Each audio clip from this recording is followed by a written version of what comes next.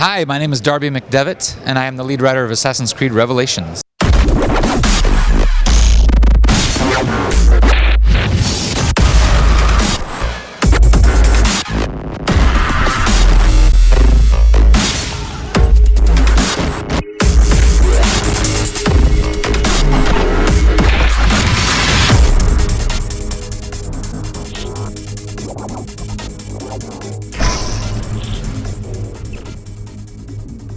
Well, Assassin's Creed Revelations takes place about 4 years after Assassin's Creed Brotherhood. With Assassin's Creed 2 and Brotherhood, we saw Ezio, the Italian, the Florentine, take on the Borgia family and kick the Templars out of Italy. Well, now it's been about 4 years, and he's really comfortable with his position in Italy. He's strengthened the assassins, and now he's on sort of a personal journey to discover what's all. He's seen a lot of strange things in his life. If you remember the ending of Assassin's Creed 2, he saw some very strange things, and he wants answers to a lot of these questions that he's had. So he travels to the location of Assassin's Creed 1. Masyaf Castle in what's now modern-day Syria, and he's searching for a library that was built by our first character, Altair. But when he arrives, he finds that the Templars are already there. That they're Templars fighting under an old Byzantine crest. And he realizes that the Templars also want into this library, so now it becomes a race against time. He has to find the 5 keys that open the library, most of which are hidden throughout Constantinople, just to the north, but the Templars also have 1 key already, so he's going to have to find out who's the leader of the Templars and get that key back.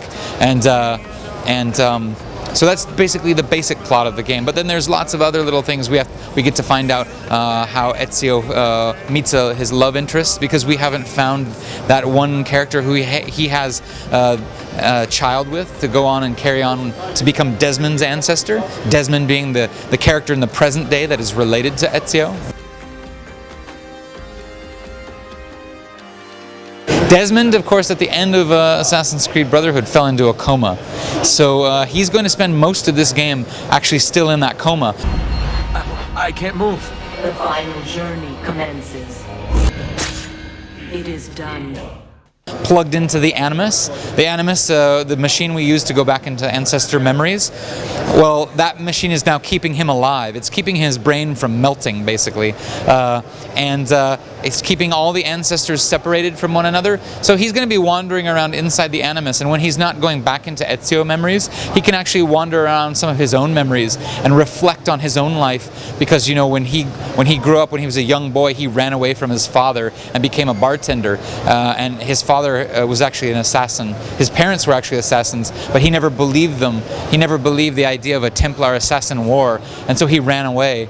But now, of course, he knows the truth. There is an assassin-Templar war, and so he kind of regrets running away, I think, a little bit. Yes, this is Ezio's last game. In Assassin's Creed 2, you literally saw him be born, and you played him as a young man all the way up until his late 30s. And in Brotherhood, we went another 8 years, so he was, I think, about 48 by the time that game was over. And now in our game, he's 52. And then, of course, when this game is over, we're actually going to see one last glimpse of him in a movie that I wrote, a short film, animated short film called Assassin's Creed Embers. And that takes place about 12 years after the events of this game of Revelations. So I'd say it'll be about 64 in Embers, and we'll see a little epilogue to his life, because some very special things happened to him at that point in his life too. So we're very, very proud for Ezio to be one of the first characters, I think, in video game history to go through almost a full life cycle, from birth to old age, and we've really got to see him grow and go through all kinds of crazy adventures, and we're pretty happy with that. There's one thing with Assassin's Creed 2, we completely overhauled Assassin's Creed 1, right? We added all these great new features, right? It really became almost a new game, right? With Assassin's Creed Brotherhood, what we did was we tried to take all those things that were fun in Assassin's Creed 2, and we tried to perfect them and tweak them in different ways to see how much more we could get out of that.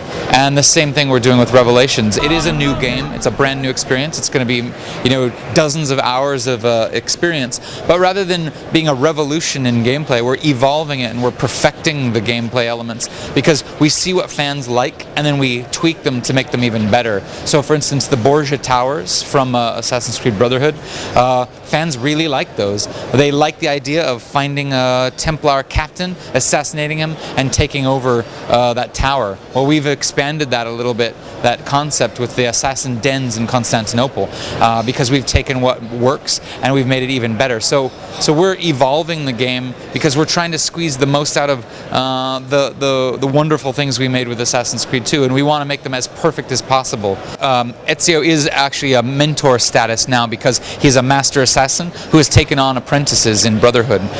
He's a mentor of a kind. But when he goes to Constantinople, he has to learn. He has to meet the Assassins Guild there, all the Ottoman and Turkish and assassins and living in Constantinople. So he does still have his Brotherhood mechanic, but he has to win them back a little bit and gain a lot of their trust.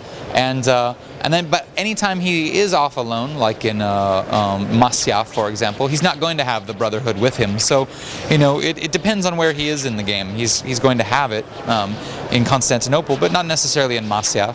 We've actually upgraded that so when you recruit them, a lot of the missions are actually more unique. Rather than just fighting some people in the street and saying join the assassins, we actually have a number of unique missions to recruit people. And then when you level up your assassins, you're actually going to be able to go on specific missions with some of your favorite assassins, whoever you've decided is your favorite. Say you had an assassin named Darby, and you wanted to take Darby on a mission with you to get him up to higher levels. You could do that. There isn't an assassin named Darby, by the way. No, sorry. I tried to make it happen, but it didn't. So we've improved a lot of those mechanics where specific missions with some of your assassin recruits. Same thing with the meta game, where if you remember, you could send assassins to different cities. We've upgraded that a little bit to be a lot more strategic, to have a lot more detail in it, so that it satisfies people who like those kind of big. What do you call them? Strategic, turn-based games, almost. I guess is that what it is? It's not turn-based, I guess. But so we've upgraded a lot of the existing mechanics and tweaked them, like I said, to improve upon and evolve what we've got already.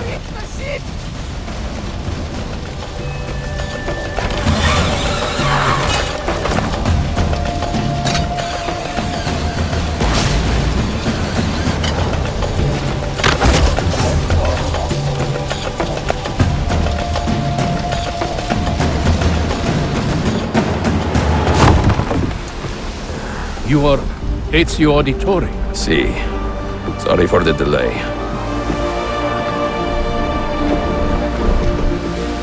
Well, we are trying to finish off Ezio's story because we have a lot of things to say to him. So, that's the game that we're focusing on right now. Somewhere down the line, we'll have other things to say. But right now, this is the game we're working on because it's we fell in love with this man, and we're going to tell his story to the end first before we do anything else. Take care, everybody.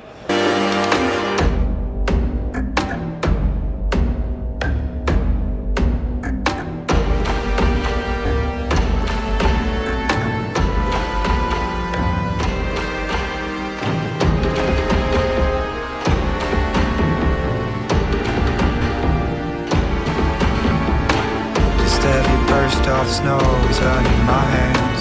I'm frozen to the bones. I am a million miles from home. I'm walking away. I can't remind your eyes, your face.